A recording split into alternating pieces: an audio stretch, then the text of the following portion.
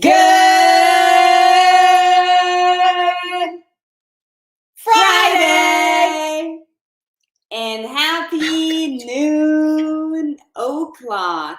Welcome back to another fantastic episode of Espresso with Aaron and Sarit. So you guys, as you already know, that sounded good, huh? Fridays are guest interview days, and today we have a very special guest with us, and I gotta be honest that I am personally really excited for this. And no, I do not say it all the time for every single conversation. So this one's gonna be an epic one. Today we have the pleasure of chatting with Jason Pannell, a network marketing expert. Aside from being great at his craft, Jason takes pride for his greatest gift, his 4 children. Jason's desire to help men overcome the mindsets that have plagued us since the beginning of time. And you guys, today we'll be talking about owning your identity and cultivating a life of prosperity that's filled with fulfilling accomplishments, soulful relationships, and about the correlation between impact and income. So hold on. And regardless of whether or not you are into network marketing, there is something that you will be able to pull away from this for life in general. Without further ado, what does that even mean? Jason Pannell, welcome to the show. Awesome. I'm glad to be here. I don't know what that means either. You mentioned it. Further ado, I think it's a theater term. Yeah, makes no sense. So, hey, before we get down to business, this show, as you can see, is called Espresso with Aaron and Sarit. So I must ask, are you a coffee drinker? I drink coffee on road trips. There's nothing like truck stop coffee. That's how I put it. Other than that, it's my focus in the morning, and it always has been. So I've never been a big coffee fan, but I can drink it. Focus in the morning. And by the way, for those of you guys who are listening, and if you're on Team XMD, drop it in the comments so Jason can see you. If you were in the previous XMD summit, then you may have heard Jason speak. Well, you probably did.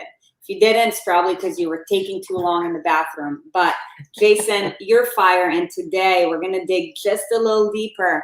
And man, I'm so grateful to have you on this episode because you are just full of so much wisdom and experience. So, I mean, you've got a lot going on, right? Like you're a dad, you've got 3 or 4 kids? 4. 4. How old are they? So my only son, he's my oldest, he's 16. Then my oldest daughter, she turns 15 on Monday next week. And then I have a 9-year-old and a 5-year-old. 3 girls. Wow. I love it. So you're a dad. Also, you're a spiritual leader. Now, I want to know what event or maybe series of events, gave you the aha moment that, making a positive impact is your passion. Well, I grew up in a preacher's home. My dad was a pastor. I'm 5th generation in ministry in church, and so I grew up in church. And I grew up around church services and in the Deep South and in the Bible Belt, and so you got thrown into doing stuff in the church. And so I'm a drummer. That happened when I was 9 years old. Just started doing it. God just gifted me with that. Never had a lesson in my life. Started playing drums, and so I was always involved in church. And so then I began. I was a small church, and we didn't have a youth pastor. So my dad said, "Do you want to do it?" I said, "Sure." So it was me and my 2 buddies kind of drew straws, and I came out with the short one. So I became the youth pastor, and started there. There's when my speaking career started. So I started speaking at 14 years old, and honing that a little bit and loving it. Then all through high school and into college. Began to speak at camps and conventions and different churches and things like that. And so then I got into ministry, was youth pastor. My degree is in urban ministry, so I worked in inner cities, worked with inner city youth programs, underprivileged kids. So always had a passion. My heart always was out for the people that everyone else gave up on. It was for, I love working with people that just, everyone else seems like there's nothing left, that no one cares about. So that's where it kind of moved from there. And then once I get into my previous business, network marketing, the opportunities, your gifts make room for themselves. If you're gifted in something, it'll come out. So being a speaker, it kind of happened, and then having the chance to speak in Cowboy Stadium on 3 different occasions to 25,000 people was nuts. So it's a blast. And then to get to speak, now be a part of X Endurance and speak there and meet people. It's fun to me. I don't know if you've done Strength Finders, but my number one Strength Finders, I have 4 under influence and 1 under executive. I have 0 in strategic and 0 in relationships. I'm just like, hey, I'll tell you what to do, but don't ask me to help you. That's a joke, by the way. But I love to motivate and encourage and inspire. And I used to joke all the time that my other gift was an agitator. I always had a knack for saying the things that everyone else was thinking. But there's a right way to do that too. So you can help people agitate, get people uncomfortable, I guess is the thing. And that's where real change happens, is when you get uncomfortable with what you've been comfortable with. So that's a long answer to a good question. I just asked somebody a couple of questions and they kept saying, man, these are really hard questions. And I was like, hard questions create motion. Yeah. That's the agitator. Like, yeah. You have a hard time answering it because that's what's going to move you forward. You got to break through something to get there. And I saw that when you were speaking at the XND Summit. I love it. Yeah. So, I wanna dive into network marketing in just a little bit, because I mean, man, you have a wealth of knowledge, literally and figuratively. But since you have so much experience, within your own spiritual journey, I want to talk about the correlation between selling and serving, because I think one of the biggest things that, draws somebody away from an amazing opportunity when it presents itself, if it has anything to do with selling, is the fact that, oh, I'm not a good salesperson, or, oh, there is something wrong with selling. From your own spiritual journey, not even like your experience, talk to us a little bit about your thought about selling is serving. Yeah, that's a great question. And I think that most people don't realize they sell every day. You sell your favorite movie, you sell food you eat, you sell your favorite gym clothes, you sell your gym, you sell your products. You're selling every single day. You don't realize it. What I learned more than anything in this business, but in my walk with God and in my relationships and what I'm doing is if you just serve, if you just put people ahead of you, if you just serve, there's a favor follows serving. It just happens that way. People want to go with people who put others first. And so as it pertains to network marketing, it's if you just take on a sales hat, like a lot of people are good at retailing, or they'll sell to their friends. Or I don't know if they're good at it. They tend to do it. They just tend to sell it, or we're afraid to sell it. But at the end of it, it's just putting people's needs first. Find a need and fill it. If there's a need in someone's life, just help fill that need. Find something there that you can help and serve people. And then again, I keep coming back to it. Your gifts and your opportunities will make room for you.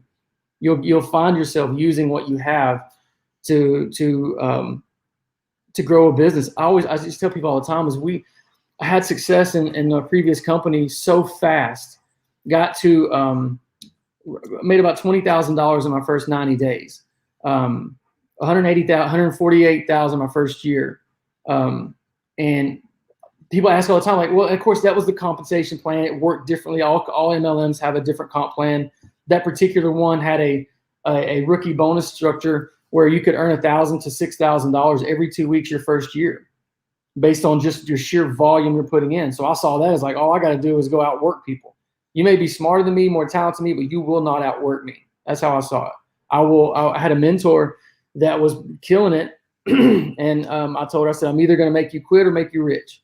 One of those two things are going to happen. We're going to work. We're going to go at it.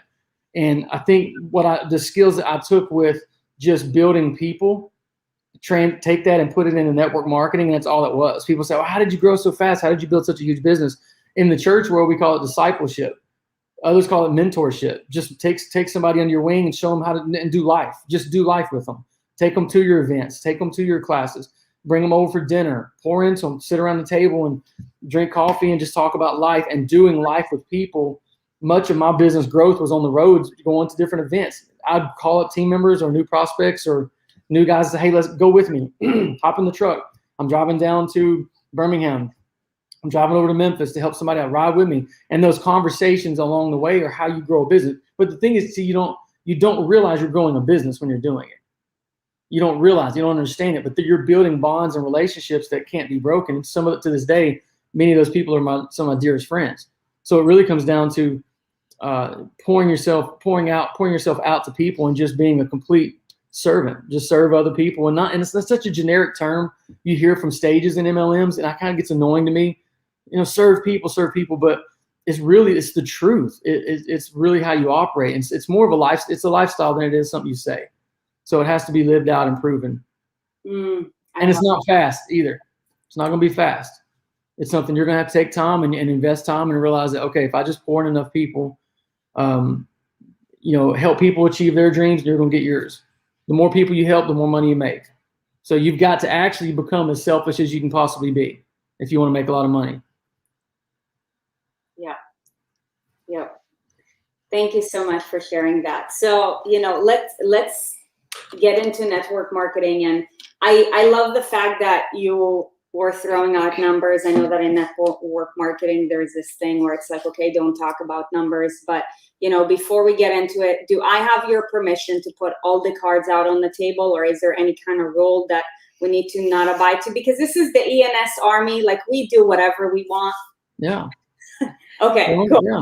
Awesome. Yeah. No, I don't mind sharing numbers, not at all. All right. Appreciate it, because that's when people can really have a clear picture. Yeah. However, everybody needs to know that, it's your effort and time that's gonna, just because one person does it doesn't mean that, that's for you. You got to make it happen. So Right. I'm just put it out there. So but it can be very inspiring, and it's real life. Yeah. That's the intention of sharing numbers, to inspire. Right. So how did you get into network marketing in the first place? Okay, it's a great question. I will say this too: as long as people understand when you show numbers out there, that it's not projections. It's not saying, "Hey, you can do it too." That's why I'm not with that other company, and why it's no longer exists, because too many people would cast and project everybody can do it, or at least that's the way it was interpreted. And I don't even remember anybody there doing that, and we don't do it. But you just have to make sure that disclaimer is there. Based on your own effort and the compensation plan, here's what I was able to accomplish, and you can too. What was the question again? I just rambled. How did you get into network marketing? marketing? How to get into it? Gotcha. Well, I was working 3 jobs at the time I was married, and my wife then was working 2 jobs. We had 3 kids at the time, 2 kids at the time. We were working 5 jobs. We were 2 ships passing in the night, scraping by, never seeing each other, barely making ends meet. And I had just my Shivagit meter had reached the top. I was over it. I was done. I couldn't tell. I was at that time 31 years old, and I was working like I was 21 years old again. Like I was out in college trying to work multiple jobs. I was like, that's it. I can't take this no more. And I didn't know what I was going to do. I didn't have a plan. So I did the obvious. I went and ran in a marathon. I was like, well, that makes sense. Let's just go run in a marathon. It's total sarcasm. On that marathon is where I met this company, had a table and a booth, and went and heard and met the person that was there. And my brother happened to be there watching. I don't know how you watch somebody run a marathon, but it's whatever it is. He was there, and so while I was running and dying, he was talking to the person at the booth, and he asked me said, "Hey, tomorrow I got a meeting at the blank office. Can you go? Can you take me?" I was like, "Sure." So I went in and sat in on his meeting. It wasn't even supposed to be mine. And when I heard the plan and I heard the pitch, that's what it is. When I heard the pitch, and I'm looking at this as an entire city block with FedEx trucks, like taking product. It wasn't some storefront building, stapling papers together, working out of a cell phone. This was a legitimate company. And I was kind of like, I went outside and looked around, like, my goodness. when I heard the story and I heard what this person was making and heard that she was making more money a month than I was a year, I was like, tell me what to do. Just tell me what to do. And I'll say this, and me pause right there, is people like me, and I don't know if this is y'all, I don't know you well enough to know this or not, but I'll throw you in there because you're successful. People like us are rare. The kind that just says, tell me what to do, I'll go do it. I don't need to hold the baby. I don't need to hear about the labor pains. I just want to hold the baby. And I know that's insulting, but you get my point. It's like, I don't need to hear the ins and outs. So many people will pick up a product and they'll stare at it and look at the ingredients and have no clue what they're looking for. They're looking for keywords and things that they were told, or they watched on a YouTube video or read in a blog that this is bad for, with zero knowledge. And then on the other hand, take a sip of their Diet Coke while they're looking over this over here. Or at least it's diet, I guess. But they're sitting there and they're consuming product. The same happens in a business. They'll critique and criticize a business because it doesn't look like they thought it should look. And so for me, I said, I don't care no more. I'm tired of the way life has been. I'm tired of the struggle. Something's got to change and something's got to give.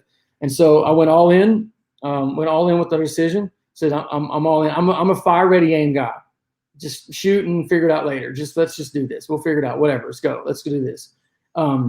And that was what happened. And went out and like close to $7,000 our first month, up to like $16,000 our second month total, and then $22,000. We earned a trip to Peter Islands in the British Virgin Islands.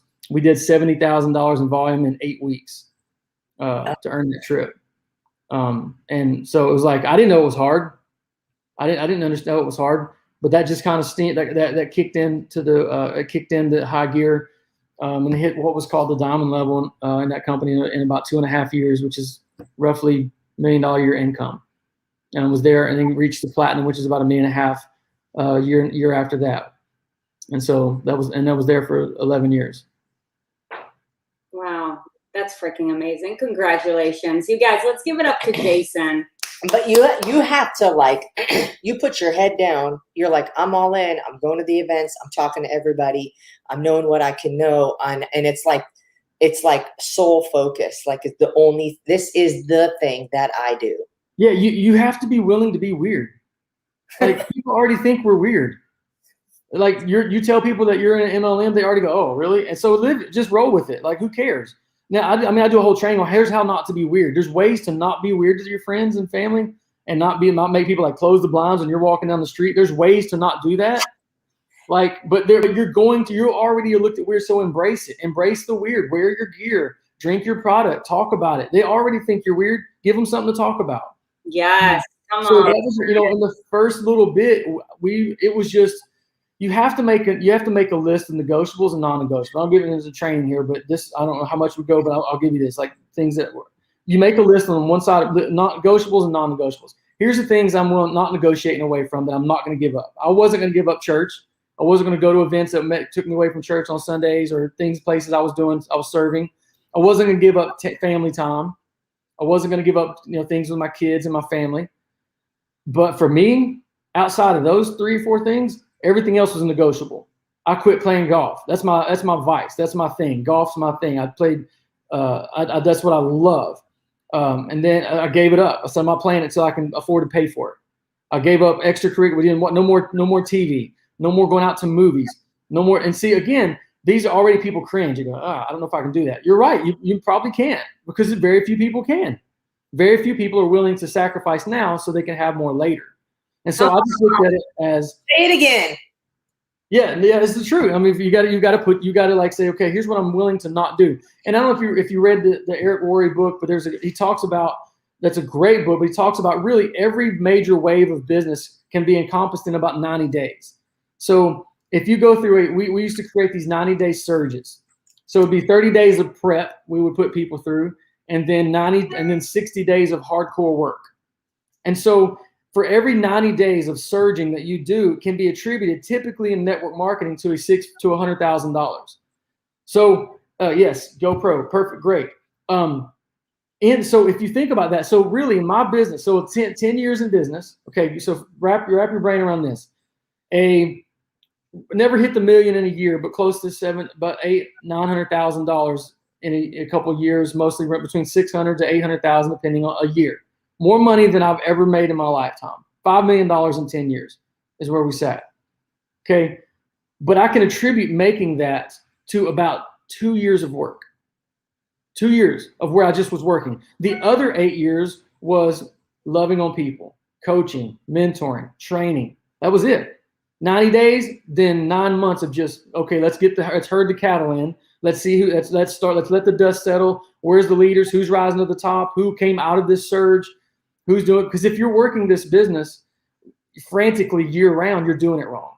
It's an MLM for a reason. It's not a corporate job. It's not a job. It's a plan B. It's something you do alongside what you do until it become your plan A. So really, it was working those 90 days with reckless abandon. Check this out. So we would go to, there was about 5 or 6 malls in the Dallas-Fort Worth area, and we would actually on Saturdays take our kids. We had a 3.5 and 2-year-old. We'd take them to the malls and let them play with the kids in the play areas and see whose kids they gravitated towards, and go sit by the parents and like light them up with what was our focus at the time, what our product was. Like, oh, so that's your kid. Oh, that's my kid. Yeah. So what do you get? And they would have Starbucks in their hand. They look like they're like death warmed over, just tired, whatever. Could we go in mornings or evenings? And I got from doing that, we'd go to Chick-fil-A's all over Dallas, Fort Worth. We'd go to McDonald's all over and just play and let the kids play. They'd be worn out on Saturday, like, I'm sorry, they've been playing all day in like 12 different play centers. And we got 3 major legs of business out of that. 3, huge, that got us to where we were, that we're still existent to this day. People we had no idea who they were. Again, it was like, was it weird? Yes. Would I do it again? No, I wouldn't do it again. But if you're willing to do things like that, then you can achieve some crazy things. Sometimes there's a biblical principle of sowing and reaping. Most everybody's heard it, whether it's biblical or not. You've heard you're going to reap what you sow. You're going to reap what you sow. What people don't understand is sowing and reaping isn't just about reaping from what you sow in. So if I plant a seed in this training, or if I'm going out and I'm going to do some events and I'm going to hand some focus packets out, or I'm planting some seeds, it doesn't necessarily mean I'm going to reap from those people. It's a principle. Life is built on principles, meaning that if you apply them, you're going to reap what you're going to grow and gain from it. May not be now. It may not be a month from now. It may be a year from now. But I worked for 5 years making $22,000 a year. I was on government help, food stamps, and WIC when we were in Ohio, working in the inner city, barely scraping by. But I was faithful every single day, working with those kids, loving on them, being the father figure that most of them didn't have, pouring out, planting seeds, knowing I would never reap anything from them. But I get into the other company, began working hard, and then all the seeds, all the effort, everything I put into the previous years was being reaped in the work there. God honors that. And the same is true in this business too, is that as you begin to plant seeds in people, you're going to reap. It just may not be from those people. It may be who they know and who they know. And it's hardly ever the first person you talk to, hardly ever. There's a tangent. Sorry, I get all excited and get on a tangent, but that's. No, but it is the principles. Now, some people will be like, Jason, that's kind of shady. You'll use your kids to make a sale. What would you say to that? What would you say to that? What's? They were having a blast. Mind your own business. Number one is what I tell them. Secondly, it wasn't making. I mean, we were genuinely, because again, it wasn't. We didn't. It was genuinely like we had to meet people. Cause see, we moved to Dallas and 3.5 million people. We didn't know anybody, so it wasn't a warm market that we had. So we had to go create a warm market. So the only thing we could do was go be around people. And if it came up, we'd let the kids play. If it came up, we began talking about it, as it just flowed out of us. It was a part of us. It flowed out of us in natural conversation. It wasn't like, hey, so I'm with this company. Would you like to try a sample? It wasn't a robotic type of feeling. It was just flowing naturally out of these relationships that we were trying to cultivate. Yeah. And the reason that I asked that is like, I think it's genius, but at the same time, there's people will make up their own assessments about, what we say or what we do, or right. in our own lives we explain. And that's fine, but if you have to think about, did anybody get hurt?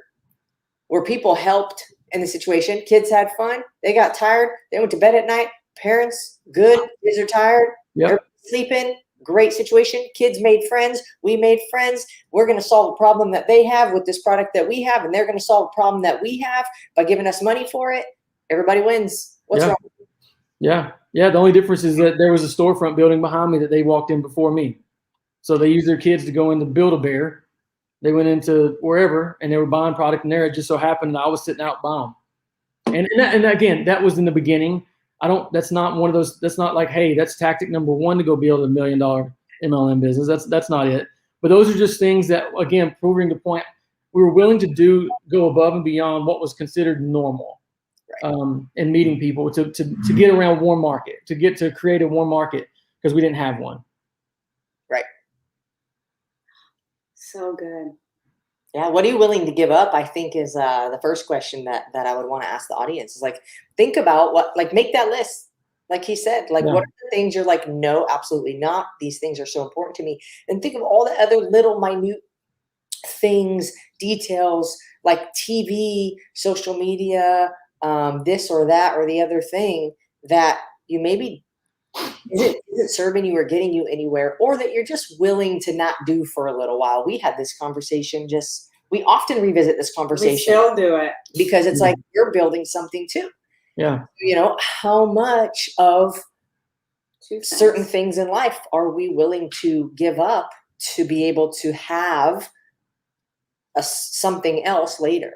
Yeah, I'm gonna give you 2 questions right here. This is just you could just hang up right now. We can hang up right now and just tell everybody, okay, this is it. Because these 2 things are, if you build your business, if you will train people around these 2 things, you'll never have to worry about people feeling weird. You'll never have to worry about making other people feel uncomfortable. You'll never have to worry Like a lot of people's fears as they get into MLM. Now, this was true 10, 15 years ago. Now it's all over Instagram. Everybody's an MLM. Now you're not cool unless you're in one. Whether it's makeup or hair products or nutrition or something, like everybody's got a side hustle. Every reel out there is somebody's side hustle. So it's not so much the stigma as there used to be, but there is still one out there. But these 2 questions, if you answer them every single day before you put your X Endurance hat on or whatever other company, if someone's in something else, these 2 questions will help you gauge your day and live in your day. And they are this. When people, it's these 2 questions that people ask when they see how you're living and how you do business. Do I want to do what you're doing? And do I want to be who you are? Those 2 things are it. Do I want to do what Aaron and Sarit's doing? They're at their niece and nephews, their cousins, their kids. They're at their ball game, but they're on the phone the whole time, pacing up down the sideline, not really watching. That's not attractive. I don't want to be a part of that. Whatever they're doing, I don't want to do that. Because we used to have people that would brag, I did a Zoom webinar sitting on my laptop, sitting in the bleachers. I'm killing it. No, not really. You're unattractive. You're what people don't want. People don't want that. That's the reason. That's that weird label. Like, look at this weirdo.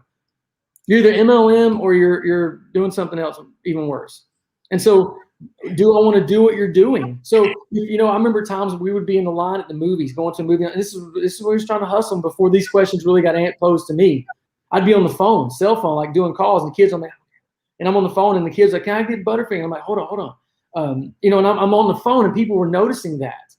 And I was like, that doesn't look attractive. Nobody wants to be a part of something that takes time. It's supposed to give me time with my kids. So when I'm with my kids, be present. When I'm with my family, be present. Do I want to do it? People say, do I want to do what you're doing? Is the life that you're leading, is it attractive? Are you attracting high quality people? I'm going to come back to that too in a second. Then the second question is, do I want to be who you are? Is what you're doing changing you? Are you growing? Are you becoming a greater version of yourself? Are you becoming a better leader? Are you becoming a better parent, a better spouse, a better coach, a better teacher? Are you becoming more every single day because you got involved in this opportunity? And if you ask yourself, if you realize that people are checking you out and asking those 2 questions about you, then you'll never have to worry about doing dumb things and being weird. You'll never have to worry about it. Because you go, okay, well, people want to do what I'm doing right now. Is this attractive? Will this attract high quality people? And this will attract 1s and 2s over here, but will this attract a 8? If there's a lawyer or an attorney over here that's working 60 hours a week looking for a plan B, but doesn't have the courage to say so, if they saw me doing this, would they be attracted to my life, or would they be deterred by it because they've got a status to live up to? Or, if you're yelling at your spouse or your kids in public, or whatever, whatever happens, and it's something where your character, you're in traffic and you've got middle fingers flying galore because someone cut you off, and yet you got an X&D sticker on the back of your car.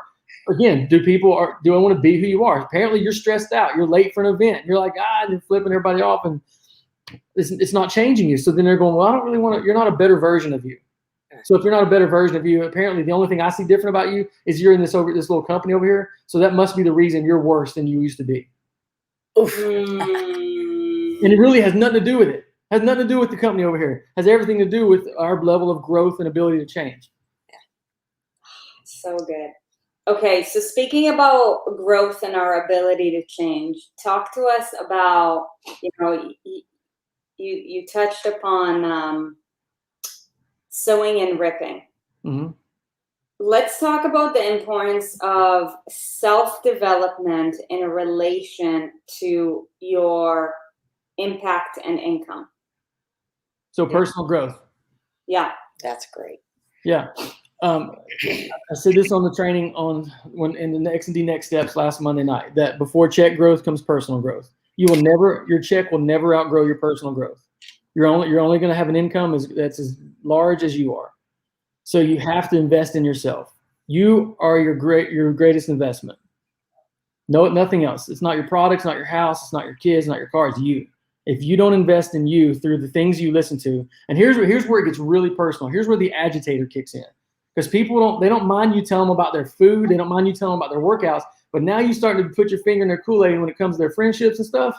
Now it's like, it's gross. Like, well, hey, hold up. These are my boys. We've been kicking it, for like 10 years and you can't tell me nothing. No, they're the reason you're broke.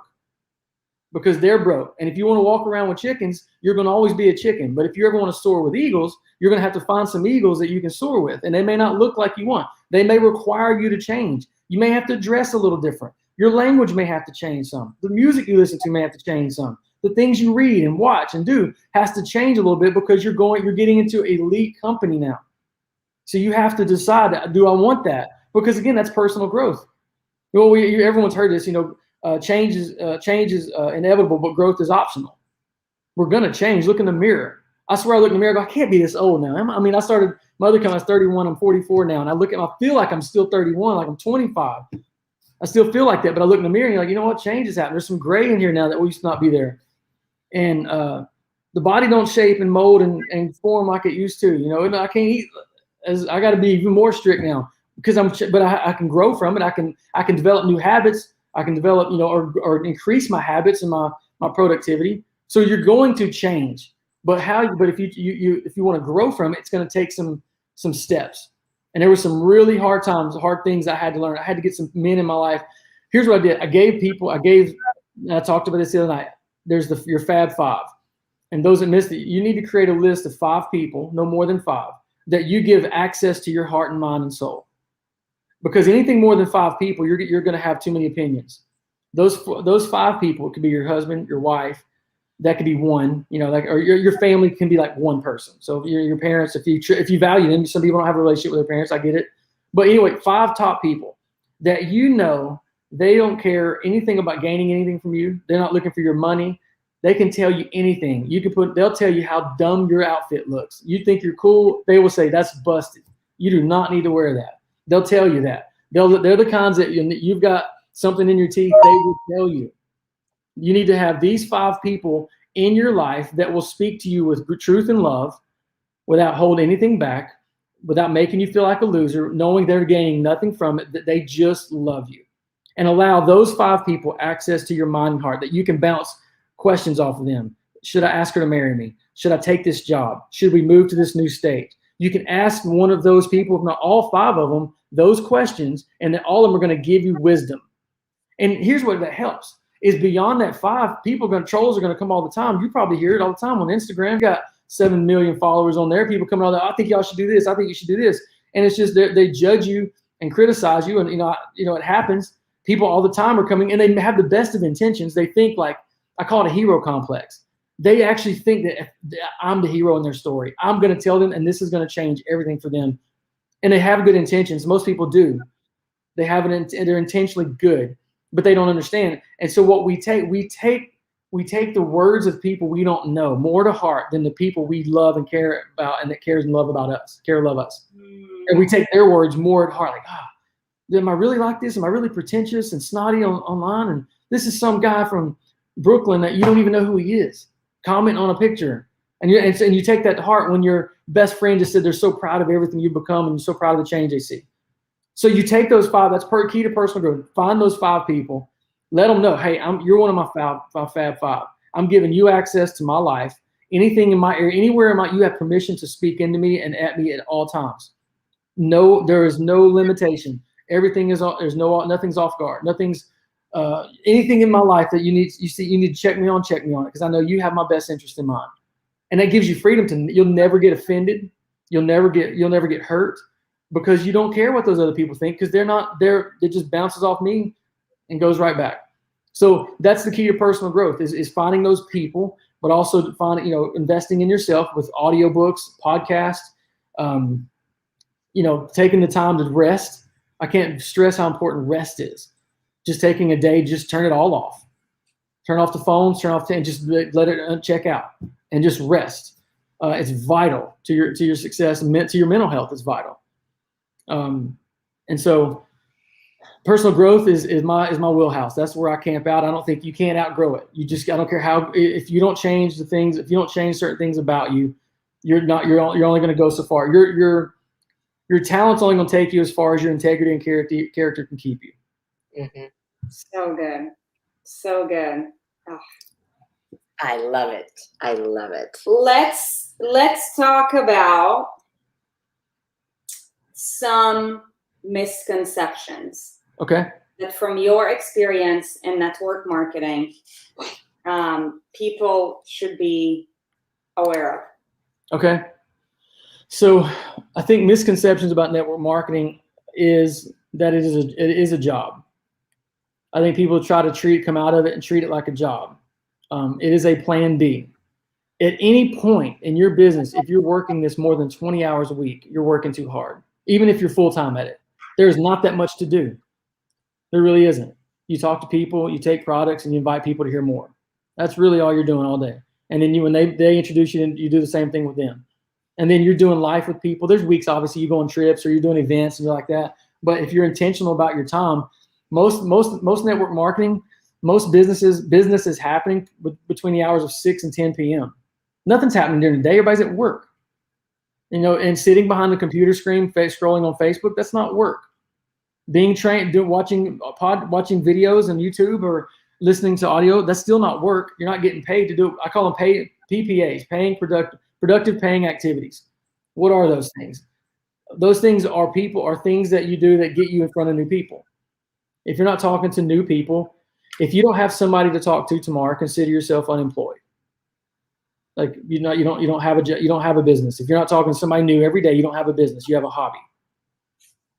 So misconception is that all of a sudden, and it should free a lot of people on here. It should free a lot of people. Wait a second, I don't have to work this like a job. No, not at all. This is something that direct sales, this is a cliche statement, but you're in business for yourself, not by yourself. So you have an army of people that you're working with and you're collaborating together, and the power of, I can't express the power of third-party credibility and getting on these type of events, Zooms and online presentations, or we used to call them 2-on-1 meetings where you meet up at Panera Bread or Starbucks and bring your friend over, and we'd meet with them and sit around and show the presentation and we talk like that. It takes an average of 4 to 6 exposures for a person to commit. So stop stressing over the first one. You've got to stuff that pipeline. You got to shove people in it and hopefully bring them out and get them through those exposures. How fast can you get them through the exposure? So that misconception is one, is that it's a job. The second, I think the other, there's not others, there's hundreds of misconceptions about it, is that it's a less than opportunity. It's less than a doctor. Oh, this is just one of those little things. You're just pill popping. You're just pushing some potion, magic powder. That's all you're doing. It's not a less than. It radically changed my life. I've been all over the world. I've been on all 7 continents. Well, I earned a trip on all 7 continents. I didn't get to go to Antarctica because my baby was just born, but we were going. Wow. Been to Dubai, South Africa, Bora Bora, Rome, Italy, Greece, Santorini, Venice, London, New Zealand, you name it. I mean, all over the world. And I'm just a redneck from East Tennessee. That's it. There ain't nothing about me that's any different than you. Here's what I tell people. The only difference between me and you is I got a 10-year head start. That's it. There was no skill set. There was no quality when it comes to building this business. It provided me and gave me, and my kids have been to Hawaii twice, been to the Dominican Republic, been to the Bahamas. We homeschooled them for their first like 5 or 6 years. Get this, like I'm a huge history. I love history. And I love like sadly, the biggest things I love studying history are World War II and the Civil War, like our saddest two phases of American history. But I love studying the men and the valor and the guts it took to be those people. And so I got to take my kids to Hawaii and take them to the USS Arizona, take them out to Pearl Harbor and show them history rather than reading it in the book. And that's what this offered me. So this is not less than.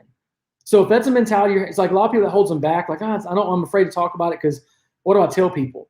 You figure out what you're going to tell people, but don't look at this as it's less than your doctor's positions or less than your lawyers or less than whatever. That it's not up there with the rest, because it can be what validates something being less than or greater than is the impact it makes on the people around you and the freedom it gives you. Because when you look up and you're 95 years old, you're not going to wish you'd had more accomplishments with your job. You're going to wish for more time.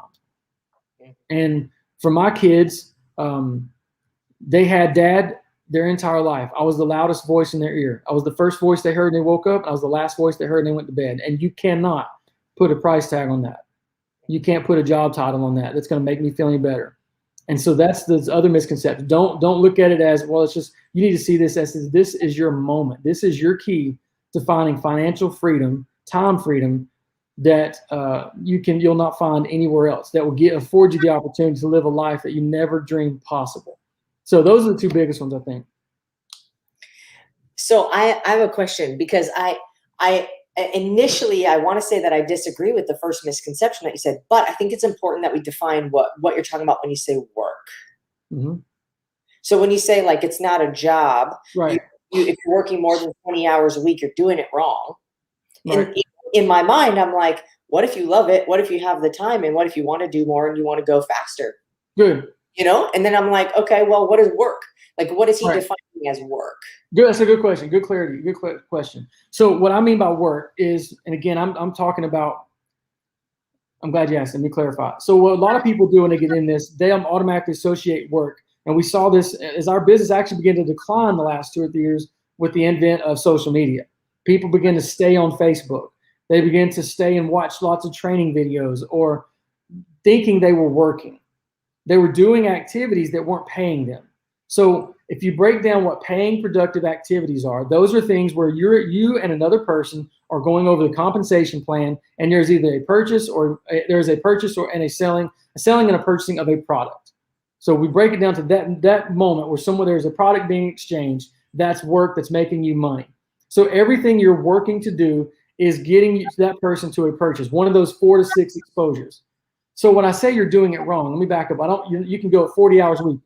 Multi-level marketing as a whole, you're not supposed to work it that much. In a retail mindset, if you're out retailing, most businesses in network marketing are a mile wide, but only an inch deep. The true depth of my business was I had depth for days. I was bringing in volume. I'm talking $200,000+ in volume a month. Do you think I was doing that? No. It was that you dig depth. And that's where I see with X Endurance, where I see a lot of people aren't really focusing on, is they're trying to retail, but the power is in building depth. The power is saying, who do you know? Who do you know? Who do you know? And going down and going down and going down, and then duplicating yourself in the next person, and then teaching them to do the same. That's why I said at the very beginning, taking people on the journey with you. So as you get further down in that depth, your work changes. It doesn't go from so much hustle. It goes into mentoring and growing and training as a leader. You turn into that. And then so the work so it's 10, 15, 20 hours a week. But then the other 20, 40, 20 hours a week you want to work, maybe just you out meeting new people. We call that's work, but that's not necessarily the work that's paying you, but you have that freedom to do it. Yeah. So you just go for it. I went fast. I'm like, there was nobody wants to go fast more than me. And that's what we did. I was like, I'm blazing a trail. Like it was like I said, fire ready aim. So moving fast is what I'm all about. I don't know why you would go slow when but what I mean is that you just have to define, like you said, you have to define what is the work you're doing, and then really utilize what multi-level marketing is, which is cashing in and using the people above you and training and duplicating yourself and other people. Does that make sense? Does that hopefully clarify a little bit? Yeah, and I think it even more easily understood, it'd be like direct and indirect. Mm-hmm. Right? So what you're talking about, PPA, productive paying activity, right? Yeah. is like the direct work that you're doing where there's a potential for an immediate transaction of something, right? Yep. But then the indirect work would still be is the work that you're doing on yourself. It still is effective in creating money, but it's just indirect work. So it shouldn't be felt like work, I suppose. Well, and it's not just indirect. It's as much too, is that you're pouring into people on your team that you may not be getting anything from immediately. You're teaching them how to build depth. And so while that may not create a paycheck, over time, you're going to see your volume increase. And then as you get down more levels, it opens up more percentages. Again, I'm talking about X endurance compensation plan. And then there's a moment that happens that your eyes open up and the light bulb comes on. You go, wow, because it's working smarter, not hard. That's the power of multi-level marketing, is knowing that you're working with people below you and then taking them on the journey and then helping them take. So what you just have to do is duplicate yourself. I was talking to Mike Barron's the other day about this. Not Mike, that's not one of the guys on my team. I was like, with the compensation plan and with X Endurance, if you retail and grow your first 2 levels, and then you teach your person right underneath you and that person underneath him to do the same thing, you can explode your business. Just through 2 levels.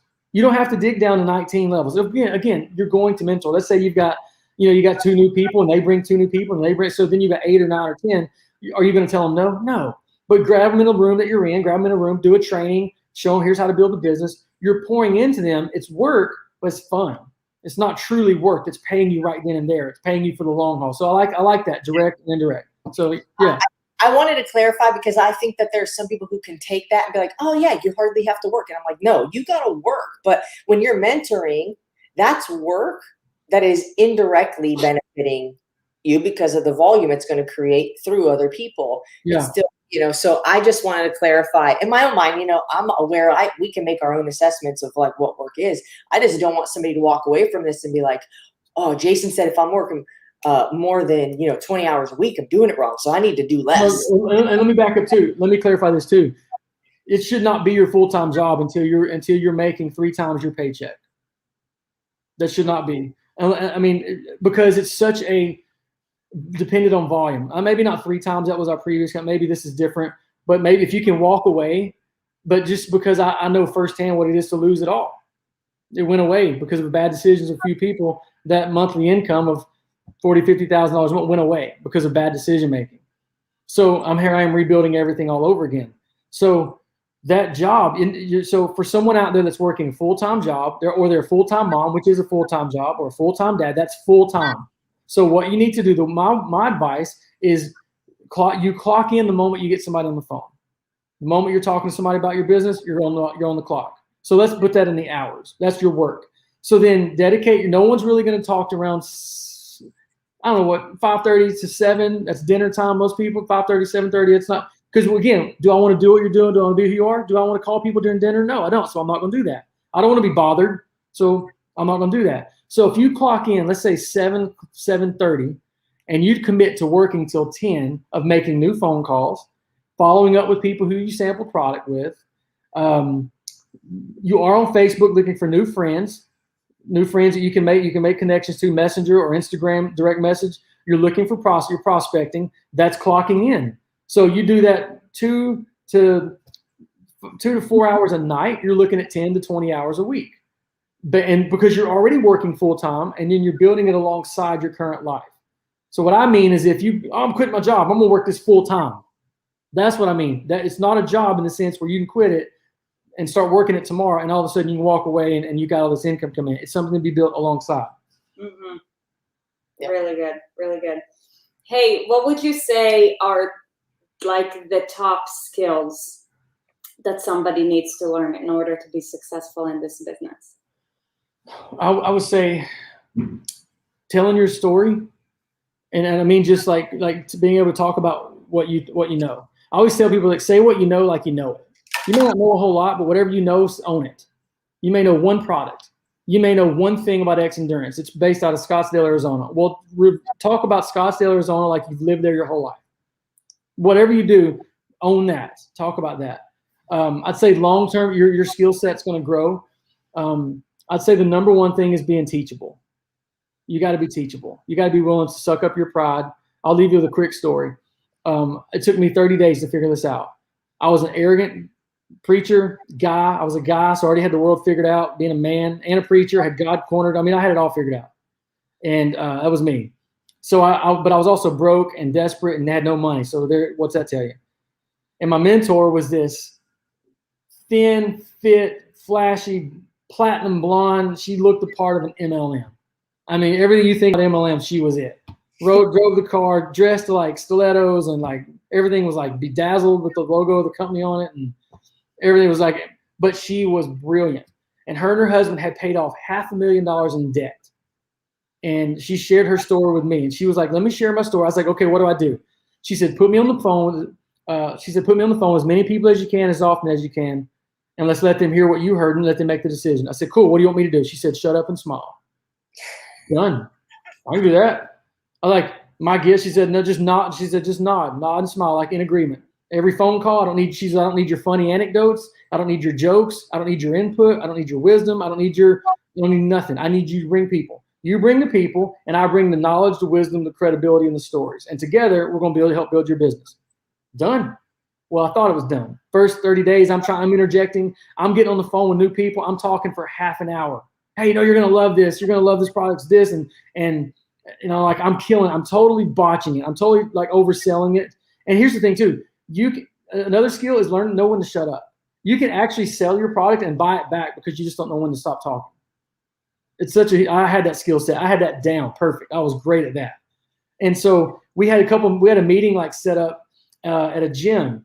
And I walked in with my diesel shoes on and my vest over my t-shirt. I was looking so smooth at 32 years old. I thought with my faux hawk. It was awesome.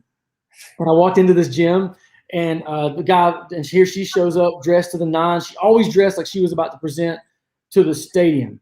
Like she was always 100% professional. Was it my look? No, but she was always giving me her very best. She didn't show up sloppy. She showed up, man, ready to give her best. As a mentor, do that for people too.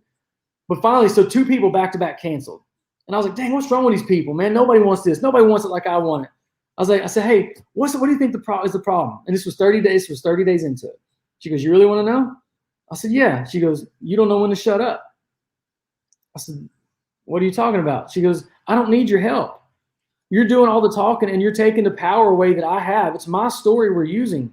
She asked me this. You want to talk about like hardcore? She goes, who's making all the money and who has none between the 2 of us? You are. She said, okay, so let me do the work. Like, can you imagine? Like, I'm this guy, this preacher, and this woman, we had the same personality. She was so strong and so driven, such a powerful woman, like she's incredible, speaker and communicator. And I was like, okay. She said, look, Jason, in due time, you're going to run your own business. You're going to be super successful. I see it in you. Right then and there, she spoke to what she saw in me when I was down. She goes, but the sooner you get down to the system here, the sooner you get this down, the sooner you get to do this on your own. So fine. The very next day, I got somebody on the phone call. That person went straight to the top discount level and jumped in and put us to work. And that became our biggest organization in the very beginning. And from that point forward, never looked back. And I learned right then and there, okay, just get out of the way. And even years into the business, I would still grab her and introduce her to people, not because I needed the help, but I was training, I was showing people what to do by doing it. Yeah. So to me, that being teachable is so important. I was willing to listen. I was willing to be quiet and go to work and do what she said because she had the proof of what I wanted. She already had it. And so that is a skill set you have to learn. Knowing when to be quiet, knowing when to be teachable, willing to learn, and to put that time in that's going to get you there, and you'll look up and have a business that you can be proud of. That's awesome. That's awesome. That was so good. I'm going to leave you with one more question. Okay. For somebody who's just starting their Team XMD business, if there is one thing that they can do to help them move forward, what is that one thing? Ooh, one thing, just one. Okay. One thing. I would say find your purpose. Find out why you're doing it. Well, if you don't know why you're going to do this, then and here's the other thing: it can't be about fat or money. Because if you take these products and you do the plan, you're gonna lose fat. And you're gonna make money. So then what? What happens when if that's your only goals? What happens when you accomplish those? So you got to find a purpose that's bigger than you, so that when people stand at the door of your phone, the door of your house, the door of your Zoom, and they tell you that this is stupid, these are the same people that have had your back or whatever, and I'll tell you how dumb your MLM is, how dumb this is, you'll never succeed, you never committed anything. And then when they beat you down, if you don't have a purpose and a vision for your life beyond the business itself, you'll quit the first sign of adversity. The first moment it gets hard, the first moment someone tells you no, the first moment someone says, oh, you're in one of them pyramid things, you'll go, yeah, I am. And you'll bust out and crying, crawl in a fetal position, and just like ask if they'll buy back all your product. So you have to find your purpose. Write it down. We say, why do you cry? Why until you cry? What is the why? And if you're helping someone find their purpose, keep saying to this, say, why is that important to you? So if I asked you, say, answer, why are you doing this? And you answer, you say, we want financial freedom. I'd go, well, why is that important to you? Well, because we want to do the X, Y, and Z. Oh, yeah? Well, why is that important to you? And you keep digging down in those layers, you find out that at some point, a lot of people's like, oh, because my mom worked 3 jobs to take care of me and my siblings, and I've got 2 kids now, and I find myself working. I don't want to miss out on their lives the way my mom missed out. So you get down to the why. They're crying, and all of a sudden, now you've hit the button. Now you've got, okay, now we're going to write that down. And whenever you face adversity, we're going to come back to that why, and I'm going to remind you of it. And you're going to give me permission as your mentor to remind you of your why and remind you of your purpose when it gets hard, because that's the thing that's going to let you kind of go like this. Okay, put your big boy pants back on and let's get back after it. I would quit every day, but never for more than 30 minutes. I'd give people permission. You can quit every day for 30 minutes. Beyond that, let's get back on the horse and let's get back after it. So find your purpose. That's the biggest one to me. Hey, we got to wrap this up, but I want to know, why did you choose to join Team XND? What drew you to Team XND as somebody who's like knows the ins and outs of all things network marketing? Yeah. Well, when my previous company went down, everybody kind of jumped on 2 different other companies. They jumped ship. And I just felt in my spirit to just sit still. I didn't know why.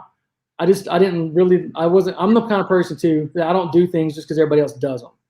And almost in spite, almost like, you know what, y'all are going there. I'm not going to go there just simply because everyone else is doing it. I can't be legit. I'm not going to do that. And I just felt I need to sit still. X Endurance though, and I was approached by 30 plus companies worldwide. Hey, I'm sorry what happened to X, what's your company? Here's what we got going on over here. Come check us out. And it was just like chum in the water. X Endurance didn't do that. Thor emailed me, said, hey, I'd like to send you some products. We're a new company. Check them out. Tell me what you think. I got them like in May, tried them out. Honestly, I was so used to like the sweetest products that tasted like brownies and Frosties that the X&D products was kind of like, wow, this isn't sweet enough. And I looked online, and I saw people that looked like y'all, and I was like, crap, this is like a CrossFit. This is like a industry for like really, really. I'm a dad of 4 kids. Like, I'm a dad lead. I'm a former athlete that's just trying to stay.